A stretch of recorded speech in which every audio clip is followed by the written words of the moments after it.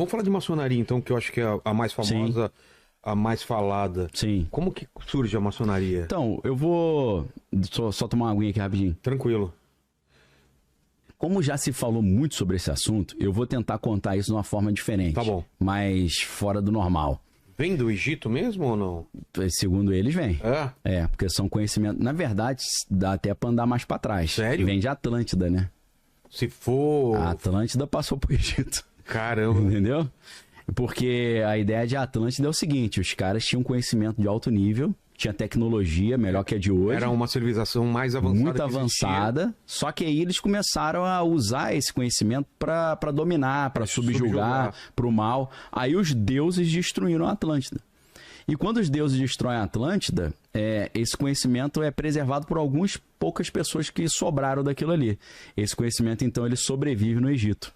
Então o Egito vai tentar cultivar esse resto desse conhecimento. É claro que quando a gente fala de Atlântida, a gente está falando de uma coisa que, adaptando para a Bíblia, é o dilúvio, né? Ah, é? É, o equivalente ao dilúvio. O dilúvio que veio para destruir a Atlântida também. Que veio para destruir aquela civilização pré-diluviana que era... A Bíblia diz que naquela época o coração do homem era continuamente mau, né? Entendi. A Bíblia fala em Gênesis 6, meu espírito não vai mais contender com o homem, porque ele é carne, e os seus dias são 120 anos. Então depois de 120 anos veio o dilúvio. Só que o dilúvio não exterminou todo mundo, sobraram algumas pessoas, né? Segundo a Bíblia, tinha 8 pessoas na arca, né? 4 homens e 4 mulheres, né? Noé, Sem, Cã e Jafé e as esposas deles, né?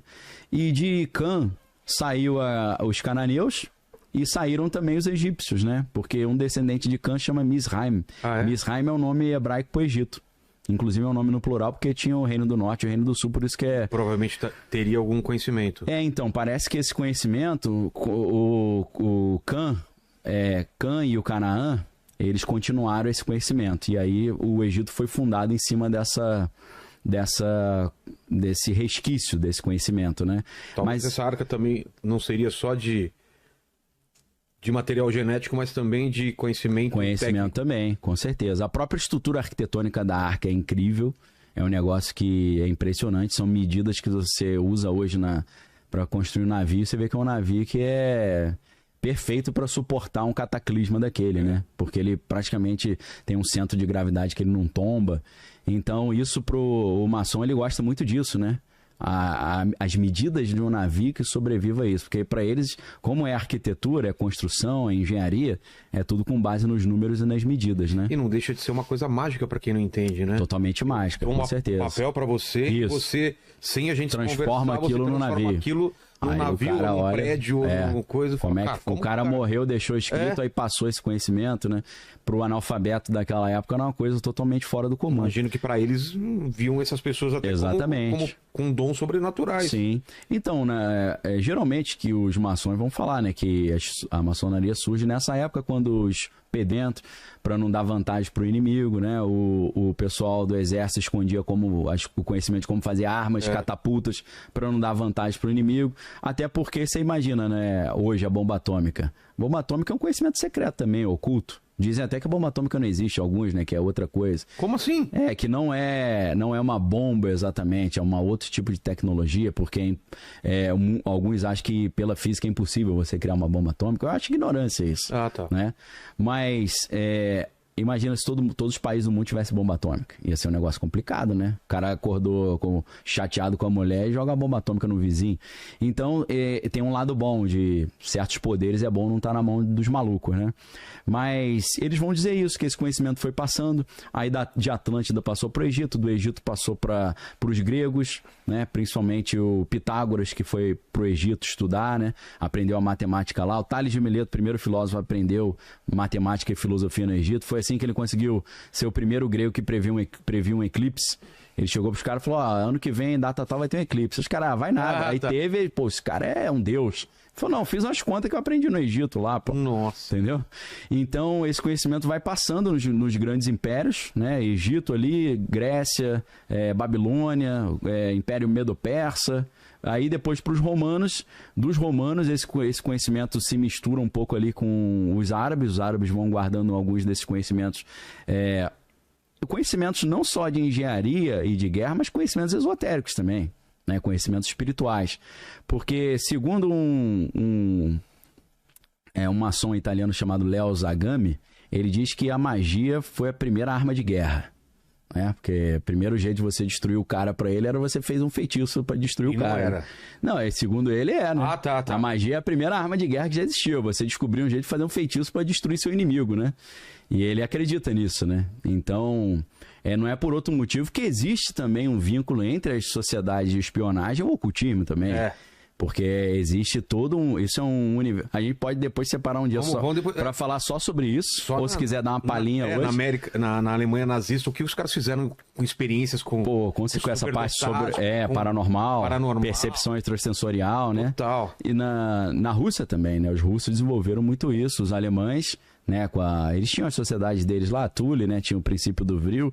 No caso dos alemães, eu já indiquei esse livro aqui, vou indicar de novo, que é As Relíquias Sagradas de Hitler, que é do Sean Kirkpatrick. Esse livro aí é sensacional, porque vai mostrar o quanto de ocultismo e de sobrenatural motivava aquele maluco a fazer aquilo que ele fazia. Tem até uma questão louca de Atlântida também envolvida. O quê? E sem esse conhecimento é difícil você entender o que esses caras estavam querendo na Alemanha. Porque eles tinham um entendimento que para o mundo evoluir espiritualmente, a humanidade precisava abandonar as civilizações pré-diluvianas. Aquela ideia que a Atlântida fez besteira, tinha que eliminar os caras. Sim. Dentro de algumas linhas esotéricas, os deuses não conseguiram eliminar todo mundo do mundo de Atlântida, porque sobraram o Noé e os filhos, pô. Então, qual que era um dos entendimentos do esoterismo que Mas talvez tenham sobrevivido mais também. Mas ali tem um detalhe, por quê?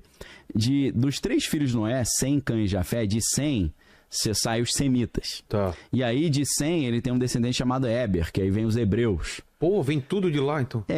Aí qual é essa interpretação esotérica? Esses caras são pré-diluvianos. Estão no mundo ainda. Eles tinham que ter sido destruídos na Atlântida, pô. Então eles estão atrapalhando o mundo de evoluir, pô. Entendi. Aí o Hitler, naquela loucura dele, ele fala, temos que eliminar as civilizações pré-diluvianas que sobraram. Quem que era? Era o povo lá. Ele fez todo esse caminho. Tinha esse cálculo, Nossa, e que ele acreditava, se ele exterminasse esse povo e tivesse acesso a umas relíquias sagradas como a Arca da Aliança, a lança de Longino que perfurou Jesus, e ele realmente estava procurando isso tudo, isso é fato, não é só filme do Indiana Jones, não. Aquilo é real. O cálice. Tem um cara, um alemão, que era o Indiana Jones real, né? Que é Walter Horn, o nome dele. E ele era obcecado com o Santo Grau. Ele tava essa lança e a Arca da Aliança. Essa história é claro que não é idêntico ao filme, mas tem base na realidade. Eu fiquei meio em choque, assim, porque eu assisto Indiana Jones desde criança, né? Aí eu falei, caraca, tem base na história, isso. Para pegar uma Faz sentido. Caraca, fiquei assim, não acredito, né? Até que eu achei esse livro do Sean Kirkpatrick, As Relíquias Sagradas de Hitler. Falei, caraca, tem documento histórico que comprova isso. Então ele achava que se ele conseguisse eliminar esse povo pré-diluviano, ele ia conseguir instaurar o terceiro Reich dele. Aquele reino milenar de 1000 anos. Então, para ele era uma necessidade. Aquela maldade que ele fez com o povo lá de Israel foi motivado por essa interpretação degenerada, esotérica, maluca dele, entendeu? Entendi. Isso ajuda a entender um pouco a maluquice dele. Claro que ele queria expropriar também os patrimônios dessa galera, tudo, né? Que eles tinham muito dinheiro, mas o componente esotérico é muito forte. Ele tinha essa ideia de que existia uma energia chamada Vril, e se ele tivesse a posse dessa energia, ele seria invencível. Ele realmente acreditava nisso. Você tinha falado sobre magia, né? Sim, a primeira arma de guerra. Ele tinha esse pensamento. Mas tem as leis de Clarke que eu estava procurando aqui, porque eu já tinha ouvido falar nisso, né? Que o Clarke tem 3 leis e a terceira é qualquer tecnologia suficientemente avançada é indistinguível da magia. Do Arthur C. Clarke, né? Exato, porque se você tem uma tecnologia tão avançada, por exemplo, uma nave espacial, uma coisa... Sim. Para um povo antigo ou para a gente, pode parecer magia. Com certeza. Aparecer aqui, desaparecer aqui. Exato. A gente só não entende como aquilo aconteceu, mas não é magia. Sim. É uma tecnologia avançada, né? Não, então, isso aí que você falou, sumir aqui, aparecer ali, tem um gêniozinho lá, que eu esqueci o nome dele, lá do Vale do Silício, que ele criou uma startup que a proposta dele é a seguinte. O objetivo dele é provar que se os OVNIs existem, e eles conseguem sumir aqui e aparecer ali, ele tem uma proposta de uma explicação da física para isso. E a proposta é muito ousada, porque ele teria que fazer uma física da teoria de tudo. A unificação da física das coisas grandes, que é a teoria da relatividade do Einstein, da física com as coisas pequenas lá do Planck, da teoria dos quanta lá, que é a física quântica. Até hoje não conseguiram fazer essa conexão da física que rege as coisas muito grandes, as galáxias, os planetas, com a física que rege o mundo subatômico, né? A teoria das cordas era uma tentativa de fazer isso, mas parece que não deu certo, né? Hoje em dia eles meio que descartaram já. Teoria M, teoria da Exatamente, isso aí. Você colocar mais dimensões para funcionar os cálculos. Exato. E uma das explicações que eu já ouvi também, os objetos que somem daqui separados, simplesmente porque elas estão atuando em outras dimensões. Sim, então, exatamente. Os nossos sentidos não conseguem perceber essa mudança. Que está operando numa dimensão... Eles usam o exemplo do... Se você vivesse num mundo bidimensional e encontrasse um objeto tridimensional, você não veria ele como objeto tridimensional. Não consegue ver. Você veria fatias dele. Porque a gente está preso numa folha de papel. Isso. Aí uma esfera atravessa essa folha de papel, você não vê uma esfera. Você vê não tem nada, de repente um círculo pequeno, vai aumentando o círculo, depois diminui e depois some. É por isso que a geometria desempenha um papel fundamental nisso aí. Porque para você entender as outras dimensões, você tem que entender muito geometria. Aí entra a teoria da supersimetria, entra uma geometria de altíssimo nível que você tem que pensar um objeto que está em 7 dimensões ao mesmo tempo. Mas você estava falando desse cara do Vale do Silício, esse cara está querendo dizer o seguinte, a teoria dele é interessantíssima, ele já conseguiu mais de 20 milhões de dólares para esse projeto. Para pesquisa? Para pesquisa dele, lá no Vale do Silício. A explicação dele é o seguinte, esses objetos que a gente interpreta como OVNIs, eles conseguem operar no macro as regras da física quântica. Pô! Entendeu? Porque na física quântica, uma partícula pode sumir aqui e aparecer lá. Né? Isso não é uma surpresa, não é estranho. O estranho é um objeto físico do tamanho de um carro sumir e aparecer lá. Então ele diz que existe uma física que consegue aplicar as regras do quântico no macro. Cara, quântico é muito louco, né? É muito louco. Duas partículas separadas no espaço transferem essa informação com uma velocidade maior que o da luz. Sim. Então... Não, você vai ver o paradoxo de Thoma lá, explica que quando você tem um elétron potencial, aí o elétron potencial vira um elétron real, ele já ao mesmo tempo cria a antítese dele, o inverso dele. Por isso que o Einstein achava tudo isso meio... ele ficava meio chateado, falava, né? Pois é fantasmagórico essa parada. E é tudo muito aleatório, muito relativo, né? Então é tudo estatístico, né? Ele ficava chateado com a estatística. Cara, a ideia dele A ideia dele é interessantíssima, é genial, né? Se ele conseguir explicar que a física quântica está sendo aplicada a objetos grandes, né? Então ele está tentando fazer essa unificação. Isso é interessante pra caramba, né? Eu estou só complementando, você falou que é aquela do Arthur C. Clarke, né? Que seria indistinguível da magia. Mas é um pouco isso, né, cara? Hoje falando de física, né? Você tem o entrelaçamento quântico, né? Ou a ação fantasmagórica. Uma partícula aqui na Terra está conectada a uma partícula do outro lado do universo, que acontece com essa partícula, acontece com a outra instantaneamente. É muito estranho você imaginar isso, Total, né? Se fosse viajasse... Dizem que o Einstein propõe que nada viaja numa velocidade maior que a da luz. Sim. Demoraria milhares de anos ou milhões de anos para ir até lá e não ia ser... Então, e se você consegue fazer esse entrelaçamento quântico, ou consegue estabilizar isso, você consegue ter um meio de comunicação instantâneo no universo inteiro. Já pensou? Isso você tá ligado, você sabe disso, porque o problema dos 3 corpos é isso. Eles conseguem se comunicar, os alienígenas com a Terra por causa do entrelaçamento quântico. Verdade. E hoje a gente sabe que isso, em tese, é possível. Sófon, sei lá, ele usa o lance do sófon. Sim. Com o neutrino também, que é uma partícula mais recente, comparada com o próton e o elétron, o neutrino seria possível fazer isso também. Então, eu acho que daqui a pouco muita coisa que a gente entende hoje como milagre, como mundo espiritual, vai ser explicado se essa solução da física ia aparecer. O quântico pode ajudar. Talvez algumas sociedades secretas já tenham descoberto algumas das soluções, eles estão guardando para eles. A gente ouviu muito falar sobre clonagem, não sei o que, e de repente desapareceu esse assunto. Nada pararam de falar, que esses caras não estão fazendo um monte de, com certeza, de teste, de pesquisa, e esse negócio já avançou pra caramba. Sim, com certeza. Eles fazem o diversionismo, que é distrair a atenção. Quando divulga, já é uma coisa absurda, assim. Com certeza. E aí já vulgarizou, tem um monte de clone aí, a gente não sabe, né? É uma opção, né? Mas a gente tá falando da história da maçonaria ainda, né? Vamos voltar pra maçonaria. Então, o que acontece, né? Esse conhecimento de construção, esse conhecimento bélico, esse conhecimento de comunicação, a escrita, ele vai sendo passado, né, de império para império, de geração em geração, até que você chega ali numa época em que muitos árabes conseguiram guardar esse conhecimento, e uma sociedade secreta curiosíssima, interessantíssima, é a Ordem dos Assassinos, que dá origem a Assassin's Creed. E dá origem também àquele Príncipe da Pérsia, né? Também? Tanto o jogo quanto o filme, né? Porque o Príncipe da Pérsia, ele é dos assassinos, ele entra pros assassinos, tem aquele salto da morte, que ele pula da torre, entendeu? Tem tudo a ver com Assassin's Creed, né? Então, esse cara, o nome dele é Hassan ibn Sabah, que era o líder desse grupo. O que acontece? Era uma época que o mundo árabe estava todo sendo islamizado, né? Tava tendo ali, depois do ano 600 e pouco, tava tendo a Revolução Islâmica, né? E ele não queria virar islâmico. E aí, o que ele fez? Já malandramente. Ele montou ali um grupo de soldados ali, que eram soldados kamikaze. Como é que ele fazia isso? Ele pegava o cara, trazia pro palácio dele e falava assim, ó, eu tenho poder para decidir quem vai pro céu e quem vai pro inferno. Aí o cara, duvido, ele fala, senta aqui na mesa que você vai ver. Aí ele botava um banquete assim pro cara, o cara começava a comer, só que aí o banquete estava misturado com haxixe. Aí o cara começava a comer e ficava doidaço. Quando ele via que o cara tava doidão, ele abria uma portinha, aí tinha um harém com mulheres maravilhosas, ele falava pro cara, ó, curte aí. Aí o cara curtia, aí quando ele sentia que a onda tava passando, ele puxava o cara e botava na mesa de novo. Aí o cara falava, pô, mó viagem isso. Ele falou, então, eu tenho esse poder de te levar para o paraíso. O paraíso tem as 70 virgens lá. Eu te levo para lá, porque eu tenho esse poder. Aí o cara, pô, o cara é sinistro mesmo. Então, ele acreditava que se ele morresse pelo Hassan ibn Sabah, ele ia parar no harém lá.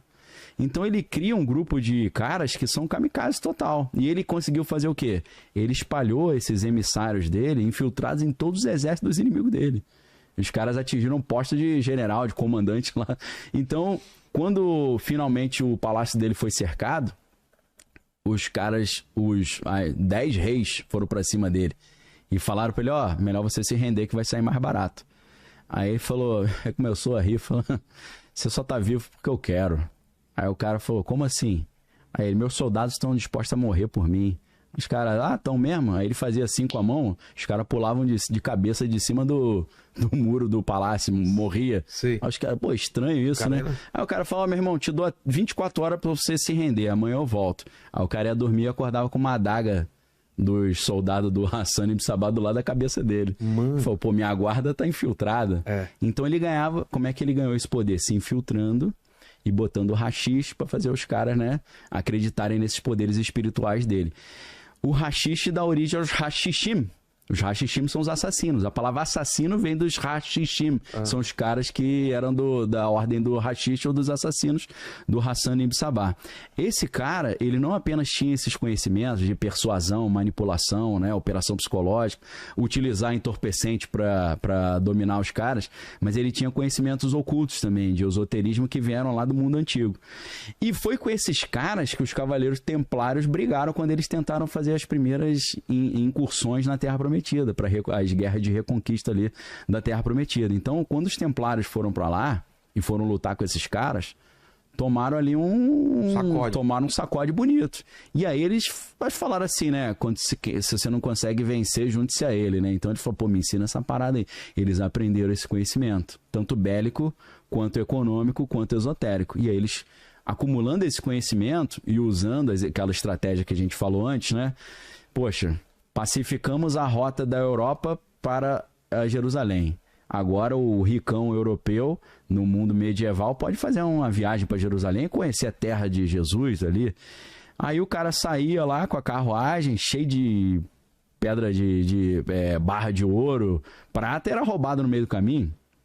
Aí os templários falavam, olha, quem controla essas estradas somos nós. Então deixa o dinheiro com a gente aqui na Europa, toma esse recibo e você desconta lá o cheque lá em Jerusalém, entendeu? A gente não viaja aí, pega uns cartõezinhos Somebody Love pra caramba e bota o dinheiro ali no cartão e usa lá nos Estados Unidos.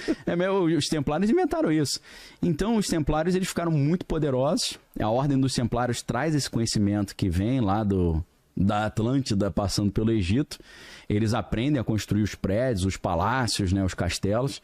Até que, como a gente falou, a igreja acha que eles estão muito poderosos, acaba com eles, né? Prende e mata o Jacques de Molay, que era o líder.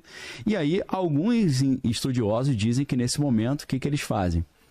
Alguns conseguiram sobreviver, colocaram a sua riqueza em navios e mandaram lá para os confins lá da Escócia. E aí na Escócia eles continuam a cultivar esse conhecimento, que naquela época era muito mais um conhecimento operativo do que especulativo, né? Porque hoje se fala sobre maçonaria operativa em comparação com a maçonaria especulativa. O maçom operativo é o cara que sabe construir um prédio, um palácio, um castelo. Não só aprendia a arte da arquitetura e da engenharia, mas ele sabia os significados mágicos daqueles símbolos, do pentagrama, do obelisco e por aí vai. Mas aí o que acontece? Em 1717, na Escócia, né, em Londres, surge a primeira loja maçônica, né? Que aí é aquela loja principal que reúne esse conhecimento num rito chamado rito escocês. Por que é escocês? Porque, segundo essa teoria, os templários que tinham esse conhecimento, que sobreviveram, levaram o conhecimento para a Escócia. Porque a Inglaterra, o Reino Unido, sendo uma ilha, ele acabou sendo refúgio para muitos grupos ali pagãos que foram perseguidos na época da Inquisição e na época que a igreja estava se tornando hegemônica, né? Você chega lá nos países nórdicos, o cara ele é devoto de Odin, fazia sacrifício humano. Os caras, não pode fazer isso aqui é pecado. Aí o cara se escondia na Inglaterra. Então foi refúgio para muitos grupos minoritários ali, grupos ocultistas. E não é por acaso que o Harry Potter, Led Zeppelin, Aleister Crowley, Lago Ness, Golden Dawn, tudo lá. Vem tudo dali, né? Porque ali virou a zona franca zona franca da galera à margem do cristianismo, né? Então, assim, a maçonaria, em tese, surge disso, né? Mas é claro que ela é muito mais do que isso, tem vários ritos diferentes. Você tem o rito o rito escocês é o mais famoso, que é esse que tem 32 e tem o grau 33 ali, o honorífico, dentro do rito do escocês, sim. Mas você tem o rito de York também, que tem 9 graus, se eu não estou enganado. Você tem o rito... você tem o rito moderno, você tem até rito brasileiro, rito francês, então tem uma série de ritos ali. Então a maçonaria não é uma coisa, existe uma comaçonaria, né, uma maçonaria paralela, que aceita mulher também, assim como é baseada num grupo que surgiu na França chamado Les Droits Humains, né, que é o Direitos Humanos. E aí esse grupo aceita mulher. Tem nos Estados Unidos tem um problema, porque até então a maçonaria não aceitava pessoas de cor ou pessoas de origem afro. Eles tinham esse negócio que se é real é ridículo, né? Até os maçons europeus falam, esses maçons americanos, palhaço, né? Não pode entrar certo tipo de pessoa, não entra. E aí tem uma maçonaria nos Estados Unidos chamada Priest Hall, que é uma maçonaria que entra pessoas de cor também. Talvez hoje eles já estejam aceitando, porque hoje em dia acho que não tem mais contexto para tu mandar um migué desse, né? De falar que não pode, que é pegar mal pra caramba. Então tem vários tipos de maçonaria.